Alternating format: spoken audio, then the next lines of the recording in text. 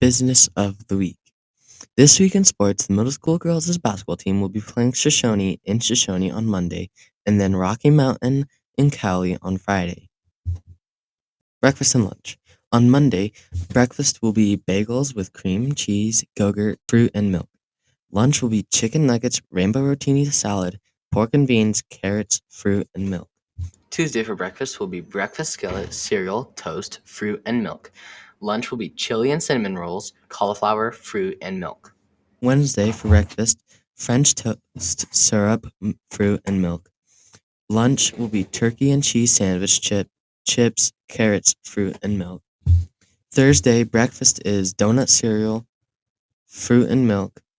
Lunch is Thanksgiving dinner, fruit and milk. Friday for breakfast, pancake wrapped sausage, fruit and milk. For lunch, pizza peppers, and cauliflower and fruit and milk. The employee of the month is Karen Henderson. FFA has a meeting on the 19th, and Pizza Professionals has a meeting on the 20th.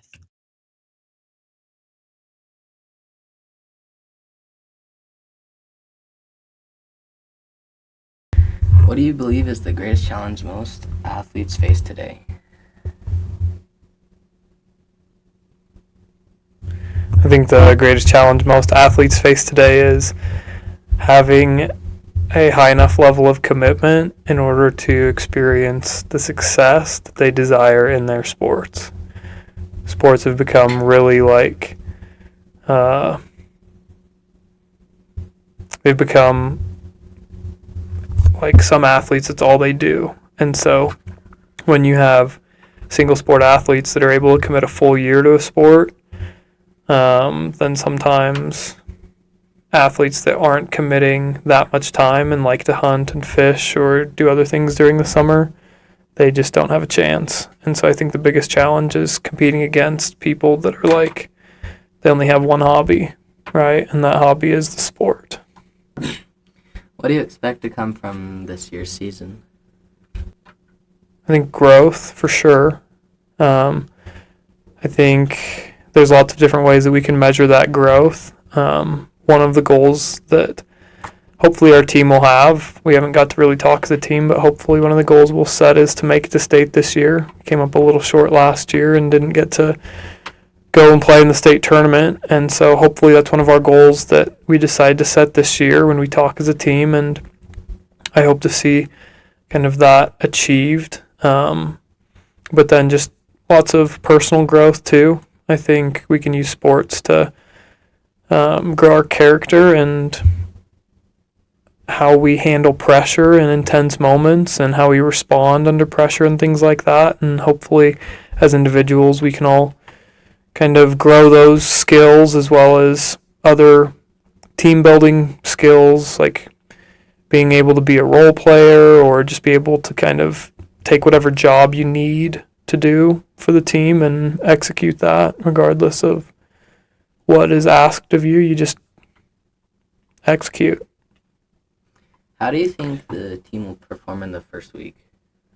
First week's a little tough because we go down to the Saratoga tournament, right?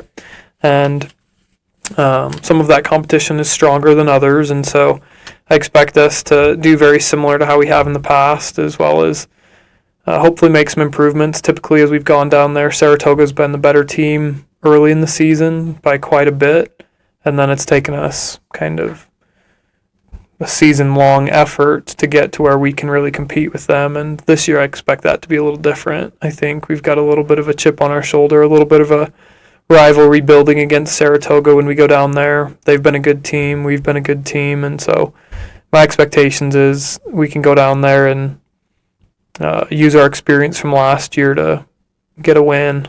How do you handle player discipline with conflicts within the team? You know, we've been lucky. We really haven't had a whole lot of that. And so I don't know that I've had to deal with any player discipline between, like, conflicts between players. Is that what you're talking about? Like, if two players get in a fight, like, what do?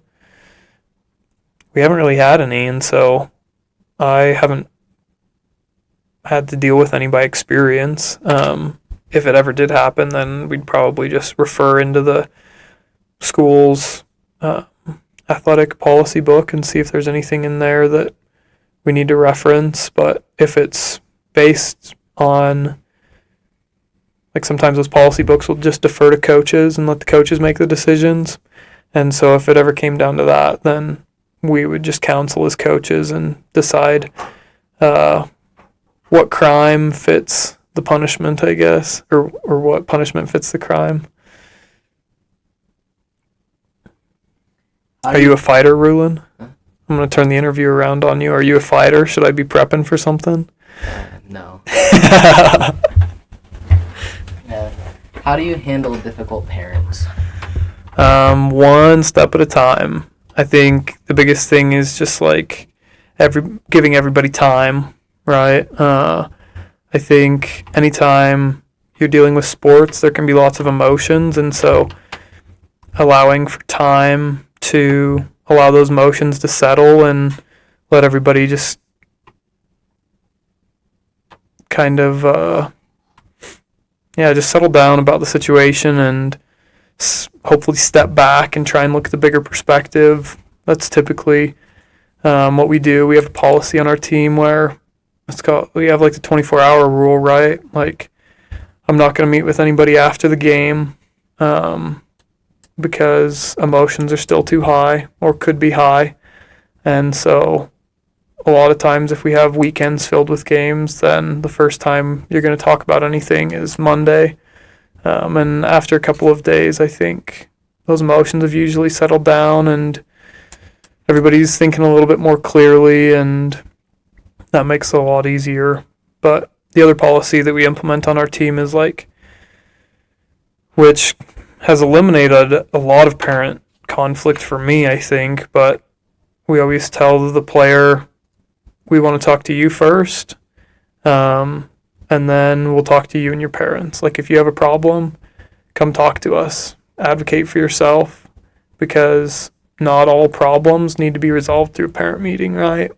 Like, if you're unhappy with what number you're wearing, come and talk to us, and we'll see if that can be resolved. If it can't be resolved, the answer's not going to change by having your parents come in, right? And so that's the other way that we've done it, is just like getting the athletes to advocate for themselves. And a lot of times, just that communication is enough to resolve conflicts or pacify some hard feelings, I think. In what situations do you use your timeouts? When we need them.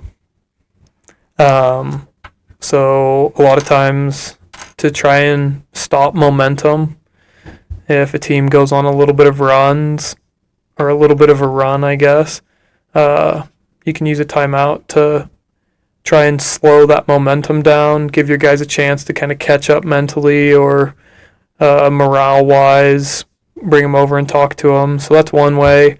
And then anytime there's critical decisions that need to be made, or we need to change how we're playing a player, and it's just not being done out on the floor, and as coaches we need to talk to them for a minute, I think that's the other time we'll call a timeout. But we try and give the kids and the players a lot of opportunities to fix things themselves, because we kind of have that trust through working with them in practice and stuff. We might just yell something from the sideline and hope that they can hear us well enough, but then understand what we're trying to say enough to make an adjustment without us having to call a timeout, because they're precious, especially when you get into close games at the very end, and you really want to make sure that everybody understands what's most important for those last minutes or those last seconds. So yeah, really a couple different strategies. Momentum,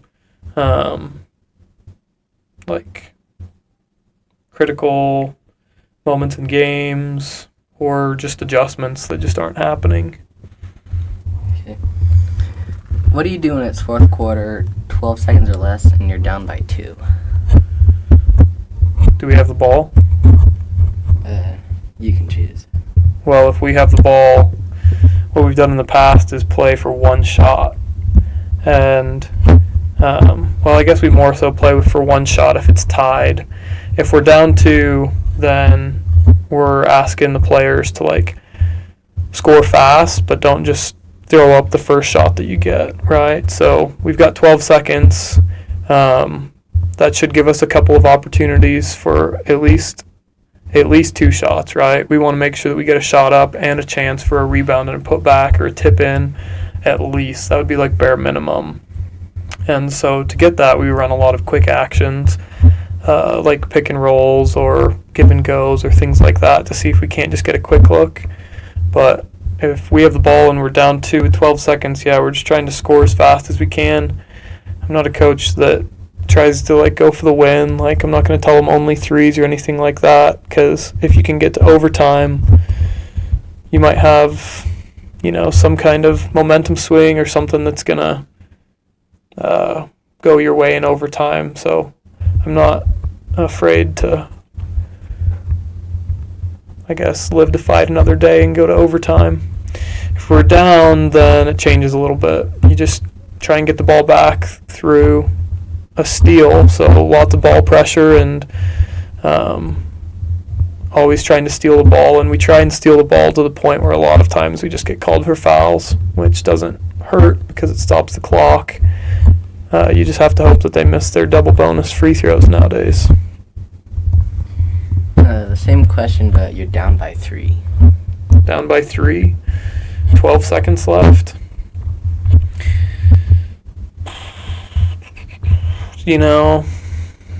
There's probably 2 different ways that you could approach it. You could try and score fast and get the ball back, but with only 12 seconds left, that would be pretty fast, right? Because the other thing you have to acknowledge is if the other team gets it with less than 5 seconds, they can hold the ball out of bounds and they don't have to inbound. And so with 12 seconds left, we're probably going to lean towards now we're taking a 3. And even if you get it inside, don't shoot the layup, don't shoot a tip or anything like that, because that won't help us. We still lose. And so if you get a rebound, you have to kick. And so again, same thing. We're probably going to try and run a guy off a couple of screens.